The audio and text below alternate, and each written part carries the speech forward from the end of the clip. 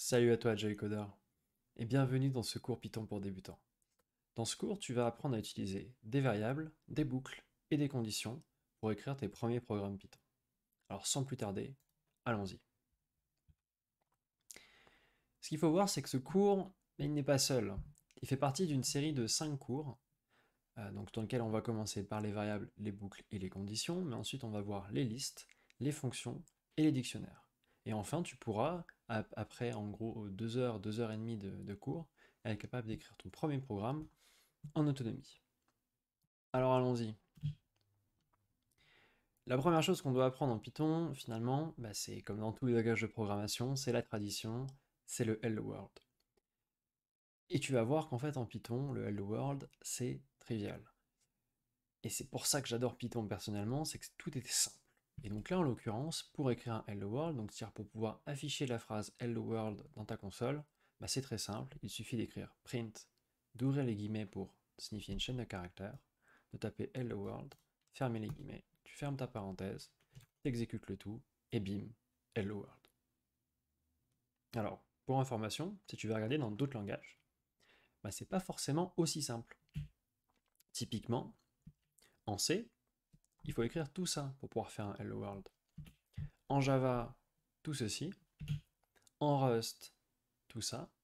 Donc autant te dire qu'avec Python, t'es bien logé et c'est pour ça que je recommande chaudement Python pour commencer à apprendre à programmer. Donc si c'est ton premier programme de programmation, ton premier langage de programmation, pardon, reste ici et dans quelques heures, tu pourras presque être programmeur. Bon, presque, parce qu'il y a quand même d'autres choses à apprendre. En attendant, pour pouvoir commencer et suivre le cours le plus facilement possible, je t'invite à aller soit sur onlinepython.com, donc www.online-python.com, pour pouvoir suivre le cours. Et en fait, si tu vas sur ce site-là, tu peux directement écrire du Python sans avoir rien à installer et suivre le cours, retaper les commandes que j'écris, etc. Tu peux aussi utiliser ripple.it qui lui a l'avantage d'être un peu plus complet et de pouvoir sauvegarder le code que tu as écrit, etc. Mais il nécessite de créer un compte, ou alors tu peux utiliser un compte Google ou Facebook. Donc voilà, je vous recommande vraiment ces deux sites-là pour quand vous débutez. C'est super, vous pouvez coder du coup de n'importe quel PC depuis n'importe où, même depuis le téléphone si vous souhaitez, et ça fonctionne. Maintenant, si vous souhaitez quand même installer Python sur votre PC, j'ai fait un petit tuto qui va s'afficher là-haut, qui explique comment installer Python sur Windows. Allons-y. Alors, on commence par les variables. Donc, qu'est-ce que c'est qu'une variable? Une variable, c'est quelque chose dans lequel on peut assigner une valeur et ensuite qu'on peut changer et afficher. Et donc là, en l'occurrence, on va, dans l'exemple, donc du coup, assigner trois variables différentes. Donc, ma variable entière qui vaut 1, ma variable décimale qui vaudra 1.2 et ma variable texte. Donc quand je fais ça, il ne se passe rien. C'est-à-dire que rien n'est affiché. C'est normal parce que je n'ai fait qu'assigner la variable. Et quand on assigne une variable, on ne l'affiche pas. Mais maintenant, on peut facilement afficher une variable avec ce qu'on appelle une f-string. Donc vous avez remarqué tout à l'heure quand on a fait le hello world, on avait directement ouvert les guillemets après le print. Là, on va rajouter un petit f avant l'ouverture des guillemets. Et ensuite, donc ça c'est la chaîne de caractères, on va rajouter entre accolades, ici, le nom de la variable, qui correspond à ce qu'on avait en haut. Et donc là, on fait ça pour les trois variables, et on va pouvoir afficher le résultat, et on obtient bien 1, 1.2, et je suis une variable. Donc vous voyez qu'en Python, qu'on soit du texte, des chiffres ou autre, finalement, c'est toujours pareil, ça fonctionne de la même manière, directement. Alors maintenant c'est bien d'avoir des variables qu'on peut assigner et afficher, mais c'est encore mieux si on peut changer leur valeur, parce que ça permet de stocker des états et des choses, de faire des calculs. Donc c'est ce qu'on va voir ici, mais c'est très simple, c'est comme on pourrait l'écrire dans une calculatrice, on va prendre la variable, et on va par exemple ici la diviser par 2, donc celle-là valait 1, donc elle devrait valoir 0,5 du coup en sortie. Celle-là valait 1.2, et on lui rajoute 0,8, donc elle devrait valoir 2. Et l'autre variable texte valait je suis une variable. Donc on fait un plus, donc lorsqu'on travaille avec des chaînes de caractères, ça ajoute la chaîne de caractères à la suite. Et donc celle-là, normalement, devrait valoir je suis une variable qui a changé. Et donc on va vérifier ça. Donc déjà, on va exécuter ces commandes-là, qui bien sûr ne retournent rien, enfin n'affichent rien. Et ensuite, on va aller à la case suivante pour les afficher. Donc là, on utilise la même technique de f-string et on voit qu'on a bien obtenu ce à quoi on s'attendait, à savoir 0,5 ici, 2 là et je suis une variable qui a changé en faisant la somme des deux textes. Ce qu'on appelle une concaténation ici. Alors, on montrera qu'en Python, on peut diviser deux entiers sans problème et obtenir un nombre décimal. Il n'y a pas de souci comme on peut avoir en C ou dans d'autres langages de programmation. Les boucles maintenant. Qu'est-ce que c'est qu'une boucle? Une boucle, c'est juste un morceau de code qui va tourner, comme son nom l'indique, en boucle, donc à répétition. Et ça permet d'automatiser beaucoup de tâches. Par exemple, d'éviter d'écrire 15 fois le même morceau de code. Là, typiquement, si on veut pouvoir compter les moutons, bah, j'ai pas envie d'écrire print un mouton, print deux moutons, print trois moutons, print quatre moutons. C'est infernal, on va pas s'en sortir. Donc, on va utiliser une boucle. Donc ici, on va prendre la boucle for. Donc, on écrit for pour dire pour nombre de moutons in, donc à l'intérieur de range de 100. Range de 100, c'est une fonction qui permet de dire qu'on va compter 100 fois. On va voir ensuite le détail de cette fonction plus tard. Et ensuite, vous remarquerez que je ne suis pas sur la même colonne. Donc là, j'ai 4 espaces, donc en l'occurrence une tabulation. Et ensuite, j'écris mon print avec la f-string comme on connaît. Donc le fait que ce print-là soit décalé, c'est pour signifier qu'il est à l'intérieur de la boucle, et pas à l'extérieur. À la différence de ce print-là, le print fini, qui est à l'extérieur de la boucle. Et donc on va voir ce que ça donne en l'exécutant. Là, ce qu'on voit, c'est que le print fini, on ne le voit pas du tout là. Il est affiché que tout à la fin. Par contre, le print des moutons, on l'a bien à chaque tour de boucle. Et ce qu'on remarque ici, c'est qu'on commence à 0 et qu'on finit à 99. Alors on l'a bien fait 100 fois, comme je vous l'avais dit, mais ça commence pas à 1. Si à un moment on commence à 1, comment est-ce qu'on ferait? C'est ce qu'on va voir. En fait, la fonction range, elle commence toujours à 0. Alors pourquoi? Parce que c'est une convention en programmation de commencer à 0, on ne commence pas à 1. Bon, désolé. Maintenant, on peut quand même faire commencer à 1 la fonction range si on le souhaite. Il suffit de mettre, au lieu de mettre un seul argument, donc comme on a vu tout à l'heure, donc l'argument c'est ce qui est entre les parenthèses d'une fonction. Là, ici pour print, l'argument c'est la chaîne de caractères que je vais afficher. On en met deux. Donc on met d'abord 1 pour dire je veux commencer à 1, et ensuite on met 11 par exemple, je veux m'arrêter à 11. Et ce qu'il faut comprendre, c'est que dans la fonction range, le point d'arrêt, donc qui soit écrit tout seul, soit en tant que deuxième argument, est toujours omis, c'est-à-dire qu'on ne va pas jusqu'à 11. Donc là, ce qu'on va voir, c'est que si j'exécute ça, on s'arrête bien à 10. Et on commence à 1. Mais en fait, on peut faire aussi d'autres choses avec cette fonction range. On peut également choisir le pas. Qu'est-ce que c'est que le pas? C'est le saut qu'on va faire entre chaque élément. Et donc là, en l'occurrence, on va dire qu'on va sauter 2 par 2 et qu'on va commencer à 2. Donc si on commence à 2 et qu'on saute 2 par 2, on va forcément avoir que des nombres pairs. Et on va avoir les nombres pairs jusqu'à 11. 11 n'étant pas pair, il n'est pas affiché. Et on s'arrête bien à 10 ici. On a 2, 4, 6, 8, 10. Et de toute façon, 11 n'aura jamais été affiché puisque c'est le point d'arrêt. Mais si je mets 12 ici, on va obtenir le même résultat. Parce que comme je vous le disais tout à l'heure, le dernier nombre est toujours omis. Alors, ce qui est intéressant du coup, c'est qu'une fois qu'on sait faire ça, donc là on a utilisé des boucles pour juste compter et afficher des choses très simples, mais on peut faire la même chose finalement pour faire des choses un peu plus compliquées. Notamment, là, si on veut calculer les termes d'une suite géométrique, de la forme 1 sur 2 puissance n, par exemple, et ben on peut tout simplement commencer par assigner une valeur, l'afficher, et ensuite parcourir donc toujours une range, donc avec n qui va augmenter, donc le fameux n qu'on voit là, et à chaque étape diviser par 2. Et donc si on fait ça, on obtient bien 1, donc qui vaut 1 sur 2 puissance 0, 0,5, 1 demi, 0,25, 1 quart, donc 1 sur 2 puissance 2, 0,125, 1 huitième, donc 1 sur 2 puissance 3, etc., etc., etc. Et donc ça permet très facilement d'aller faire des calculs assez complexes. Alors là, en pratique, on aurait pu directement calculer le dernier terme si on voulait juste le dernier terme, mais si on veut tous les afficher, c'est très pratique de faire comme ça. Alors maintenant, on va aller dans quelque chose d'un peu plus avancé, que sont les conditions. Finalement, là pour l'instant, on a juste fait tourner en boucle des morceaux de code, on a affiché, on a modifié des variables, mais à aucun moment on a utilisé la valeur de ces variables-là. Et c'est là que ça devient intéressant d'utiliser des conditions. Une condition, donc c'est, là en l'occurrence on va s'intéresser à la condition if-else, c'est quelque chose qui permet d'exécuter ou non du code en fonction de la valeur de quelque chose, et ici, donc une valeur booléenne en l'occurrence ici. Et donc cette valeur booléenne, là on va utiliser des opérateurs de comparaison, donc, par exemple le double égal qui signifie que la partie qui est à gauche est égale ou non à la partie qui est à droite. Si les deux sont égaux, alors l'ensemble ici vaudra true, donc vrai, et on rentrera dans le if pour exécuter ceci. Et si ce n'est pas le cas, on ne rentrera pas dans le if. Donc c'est très simple, hein. Si on le lit en français finalement, si on veut lire ce code-là, c'est si le prénom est égal à Pierre, affichez ceci.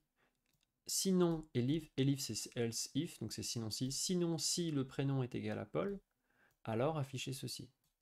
Et sinon, donc dans le cas où il est ni égal à Pierre, ni égal à Paul, affichez ceci. Donc maintenant, comment est-ce qu'on va chercher le prénom? Donc ça, c'est la petite bout de code que je n'ai pas expliqué. Le prénom, on va le chercher tout simplement en demandant un input. Donc ça fait en sorte que l'utilisateur du programme va devoir taper quelque chose dans la console pour pouvoir l'afficher. Donc c'est ce qu'on va faire ici. Donc quand j'exécute ce code, voilà, vous voyez qu'on me demande mon prénom. Mon prénom, je veux dire d'abord que je m'appelle Pierre, pour vérifier la première condition. Et là, on voit bien que quand j'envoie Pierre, on me dit, bien, j'ai reçu ton mail hier. Alors là, vous remarquerez qu'on a la même chose qu'avec le for tout à l'heure, c'est qu'on a ce petit décalage là, ce qu'on appelle une tabulation, pour bien signifier que le print fait partie du bloc if ici. C'est-à-dire qu'on ne doit exécuter ce print là que si cette condition est vraie. Donc ensuite, on va essayer autrement. On va mettre un Paul, par exemple, pour voir si la deuxième condition fonctionne. Oui, ça fonctionne. Donc là, il nous affiche bien que je dois 5 € pour le kebab, mince. Si je m'appelle Paul, on va peut-être choisir un autre prénom du coup. Donc là, c'est bien le elif, donc elsif, sinon si. Et on va essayer une dernière fois en rentrant un autre prénom, par exemple, je sais pas, Jacques. Et là, comme on ne vaut ni Pierre ni Paul, on nous affiche la dernière ligne. Bonjour Jacques, mais je ne vous connais pas. Et quoi que je rentre, autre que Pierre ou Paul, on aura le même résultat. Puisqu'on rentre dans ce fameux bloc else qui est tous les autres cas, qui ne sont pas les cas précédents. Donc on retombera à chaque fois là-dessus. Alors là, on a vu un seul opérateur de comparaison. Donc on a vu juste le double égal qui signifie que le membre de gauche, donc la partie gauche, est égal au membre de droite, la partie qui est à droite du signe. Maintenant, c'est pas suffisant, on a envie de pouvoir faire d'autres choses. Donc typiquement, il y a un autre opérateur qui est le point d'exclamation égal qui signifie différent d'eux, donc c'est l'opposé de ce double égal. On a aussi supérieur strict et supérieur égal que vous connaissez sûrement, et inférieur strict ou inférieur ou égal, donc ça c'est comme en mathématiques, ça fonctionne de la même manière. Et donc pour tester tout ça, on va prendre un autre exemple. Donc là on va encore récupérer un nombre en input. Je vous demande de ne pas faire attention à ces lignes-là, qui sont juste des lignes pour s'assurer qu'on rentre bien un nombre entier.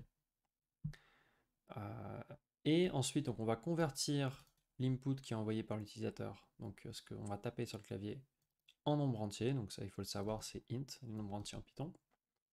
Parce que à la base, ça va être une chaîne de caractères. Ici, ça va être du texte, comme tout à l'heure pour le prénom. Et ensuite, on va faire des vérifications. Donc si mon nombre est différent de 666, on va m'imprimer « Ouf, vous n'êtes pas le diable ». Bon, bah, je vais essayer. Exécutons ça. Donc je vais prendre un nombre à 666.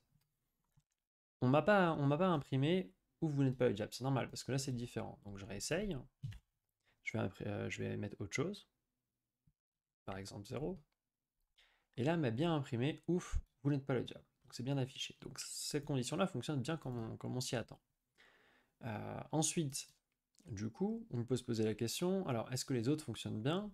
Donc là, j'ai rentré 0 et on m'affiche « Vous aimez les petits nombres ». Naturellement, puisqu'on a affiché petit nombre lorsque le nombre est strictement inférieur à 100, ce qui est le cas ici, mais on n'a pas affiché l'autre qui est le cas où on est supérieur ou égal à 100. Donc juste pour faire un petit test, ici on peut mettre 100, on va voir qu'il nous affiche bien le deuxième cas, et aussi le fait que je ne suis pas le diable, puisque là on est sur un supérieur ou égal. Et si maintenant je réexécute une dernière fois avec un 600 par exemple, ça marche de la même manière. Donc voilà, c'est très très simple. Et donc comme je vous disais, on vérifie qu'on a un nombre ici, si je tape n'importe quoi, il sort et nous dit attention, voilà, vérifiez qu'on ait bien un nombre. Je vous expliquerai ce que c'est que ça dans un tutoriel plutôt avancé. Là on sort vraiment des tutoriels débutants dans ce cas-là. Alors, ce qui est intéressant aussi, c'est qu'on là, on a vu différents opérateurs donc, de comparaison, mais on peut aussi combiner les comparaisons entre elles. Donc c'est là que ça devient intéressant. Donc avec AND qui signifie et, OR qui signifie ou not qui signifie non, la négation logique. On va voir comment on fait ça. Donc là, typiquement, je prends deux nombres, le nombre 1 et le nombre 2, qui valent respectivement 9 et 12. Et je vais vérifier pas mal de choses sur eux, notamment est-ce que le nombre 1 est entre 10 et 20. Et donc pour dire entre 10 et 20, en fait, on peut le décomposer en deux choses. C'est que si on est entre 10 et 20, c'est à la fois qu'on est après 10, donc on est plus grand que 10, mais il faut aussi qu'on soit plus petit que 20, donc inférieur à 20. Et donc on peut l'écrire avec deux conditions, qu'on va ensuite coller l'une à l'autre avec un AND. Donc on va dire if le nombre 1 est supérieur à 10 et le nombre 1 est inférieur à 20. Dans ce cas-là, ça veut dire est entre 10 et 20. C'est ce qu'on a ici. Pareil, dans l'autre sens, pour savoir si je ne suis pas entre 10 et 20, il suffit soit que je sois inférieur à 10, soit que je sois supérieur à 20. Si l'un des deux est vrai, alors je ne serai pas entre 10 et 20. Et donc dans ce cas-là, on utilise le OR. Si je suis strictement inférieur à 10 ou que je suis strictement supérieur à 20, alors je ne suis pas entre 10 et 20. Donc c'est ce qu'on utilise ici. On fait la même chose pour le nombre 2, et ensuite on vérifie quand même si je ne suis pas égal à 10. Et en fait, c'est exactement équivalent d'écrire ça que d'écrire nombre 1 non égal à 10. Donc si on avait écrit comme ça et qu'on enlevait le note, ça fait exactement pareil. Mais je voulais vous montrer avec le note pour qu'on voit un peu différemment. Donc là, on va exécuter et on va voir ce qui se passe. Donc on obtient bien le nombre 1 n'est pas entre 10 et 20. Donc ça, c'est très bien. Le nombre 2 est entre 10 et 20, ce qui est vrai aussi, puisqu'il vaut 12. Et on obtient bien le nombre 1 n'est pas égal à 10. Alors si on veut vérifier quand même, on va mettre ça ici pour vérifier. Donc là, on voit bien le nombre 1 est entre 10 et 20, ce qui est toujours vrai, également pour le nombre 2. Donc là, on est sur un intervalle où on inclut les extrémités ici. Mais par contre, il ne m'a pas dit le nombre 1 n'est pas égal à 10. Donc on va revérifier quand même en enlevant le note et en mettant ça, et on obtient le même résultat. Et dès que je vais repasser le 1 à 9, il va bien me dire que le nombre 1 n'est pas égal à 10. Donc vous voyez que c'est strictement équivalent. Alors maintenant, on va aller s'amuser un petit peu. Donc on a vu les boucles simples, les boucles for, et on a vu les conditions. Maintenant, on va mélanger les deux. On va mélanger boucle et conditions avec une boucle qui est un petit peu particulière, qui est la boucle while. Alors ce qu'il faut savoir, c'est que la boucle while, je recommande de ne pas l'utiliser, en tout cas de très peu l'utiliser. C'est-à-dire, dès que vous pouvez utiliser la boucle for, utilisez la boucle for. Mais il y a quelques cas très particuliers dans lesquels on a envie d'utiliser une boucle while, et c'est typiquement les cas dans lesquels on ne sait pas à l'avance quand la boucle va se terminer. Et là, ça devient intéressant d'utiliser la boucle while, mais vous verrez que dans la plupart des cas, on peut encore utiliser des boucles for. Donc là, je vais montrer un cas, typiquement, on a envie de faire avec une boucle for, mais qu'on va faire avec une boucle while, pour vous montrer à quel point c'est plus complexe. Donc là, je vais vouloir, en fait, finalement, juste afficher les nombres entre 0 et 3, enfin de 0, 1 et 2. Donc j'aurais pu faire ça très simplement avec une boucle for i in range de 2, ça aurait fait enfin range de 3, pardon, ça aurait fait exactement la même chose. Et en 2 lignes, on aurait le résultat, mais là, on est obligé d'écrire 4 lignes. Parce qu'on doit d'abord initialiser notre variable, ensuite écrire while i inférieur strictement à 3, donc ça c'est la fameuse condition. Tant que la condition est vraie, la boucle va tourner. Si la condition est fausse, on sort de la boucle. Donc là, on affiche notre i, et ensuite, on augmente le i, parce que dans une boucle while, il n'y a pas d'augmentation automatique, il n'y a pas de parcours d'une liste ou d'une range, donc on est obligé de tout faire à la main. Alors, donc ça fait quand même le taf, hein, on arrive à afficher 0, 1 et 2, mais en fait, j'aurais pu tout simplement faire for i in range ici de 3, tout simplement, et faire print i, et on va obtenir exactement le même résultat. Voilà. Vachement plus simple quand même, hein. Donc on garde cet exemple-là en tête quand même, parce que ça nous permet de voir un peu comment fonctionne basiquement une boucle while, mais ça ne sert à rien, en tout cas pas pour ça.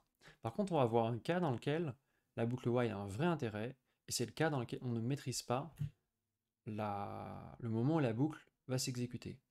Et plus précisément, c'est-à-dire que c'est pendant la boucle qu'on va décider quand est-ce qu'on s'arrête. Et c'est ça qui est très important, parce que si juste avant la boucle, on est capable de savoir quand est-ce qu'on va s'arrêter, ça ne sert à rien d'utiliser une boucle while, on peut utiliser une boucle for avec des variables. Et donc là, on va faire un cas très particulier, qui est un cas donc, où en fait on demande à l'utilisateur de rentrer une réponse, et en fonction de la réponse de l'utilisateur, on va choisir de continuer ou non la boucle. Donc ici, on va initialiser une variable booléenne, donc qui vaut soit true, soit false, donc soit vrai, soit faux, à faux, donc à false. Et on va dire while not bonne réponse, donc tant que la réponse n'est pas bonne, entre guillemets, donc tant que cette variable bonne réponse est fausse, on va demander un input à l'utilisateur. Et ensuite, ce qu'on va faire, c'est qu'on va vérifier si cet input-là, il vaut 42. S'il vaut 42, cette comparaison-là vaudra true. Et comme on l'assigne à bonne réponse, donc là c'est un petit trick, comme on l'assigne à bonne réponse, dans ce cas-là, bonne réponse vaudra true aussi. Donc on va tester ça. Et là, vous remarquez, c'est toujours pareil, on a la tabulation, tout ce qui est dans la tout ce qui est tabulé fait partie de la boucle, ce qui ne l'est pas est à l'extérieur. Donc là, on va tester. Donc je vais rentrer un point d'interrogation, par exemple. Bon, on me repose la question, donc on est bien encore dans la boucle. C'est autre chose. Bon, je ne sais pas. Toujours pareil. La réponse D, ça ne fonctionne pas. Et la seule manière de sortir de la boucle, bon, à moins de tuer le Python, mais ça c'est autre chose, c'est de taper 42. Et là, il me dit oui, vous avez la bonne réponse. Bravo. Alors, donc là, ce que j'ai écrit ici, donc ça peut paraître un peu complexe parce qu'il y a un égal suivi d'un double égal. Ce qu'il faut voir, c'est qu'ici, en fait, c'est comme s'il y avait des parenthèses à cet endroit-là. C'est vraiment le résultat de tout ça qu'on sort, mais j'aurais pu écrire de manière plus maladroite if réponse égale 42, bonne réponse égale true, else bonne réponse égale false. Mais c'est très maladroit. Alors c'est très maladroit à plusieurs égards. D'abord parce que bonne réponse vaut déjà false, donc en fait j'ai pas besoin de ça. Donc j'aurais pu m'arrêter là, mais vous avez vu qu'on peut le faire en une ligne, donc pourquoi s'embêter. Mais on va quand même ici vérifier si cette chose-là fonctionne. Donc on va relancer, on va taper des trucs débiles, voilà, je ne sais pas. Et là je vais taper 42, ça fonctionne de la même manière. Donc là voilà, on a vu comment utiliser while dans un cas où on n'a vraiment pas le choix, puisque le fait de s'arrêter de la boucle ou pas se passe finalement pendant la boucle. Donc en fait on ne peut pas l'anticiper au début, donc on ne peut pas écrire une boucle fort facilement là-dessus. Merci à tous pour votre attention, j'espère que le cours vous a plu. S'il y a quelque chose qui n'était pas clair, n'hésitez pas à le mettre en commentaire, et comme ça je ferai probablement une vidéo dessus pour clarifier ou pour approfondir. Et si vous ne l'êtes pas déjà, pensez également à vous abonner pour pouvoir suivre les prochains cours et tutos Python qui vont arriver sur la chaîne. A très bientôt.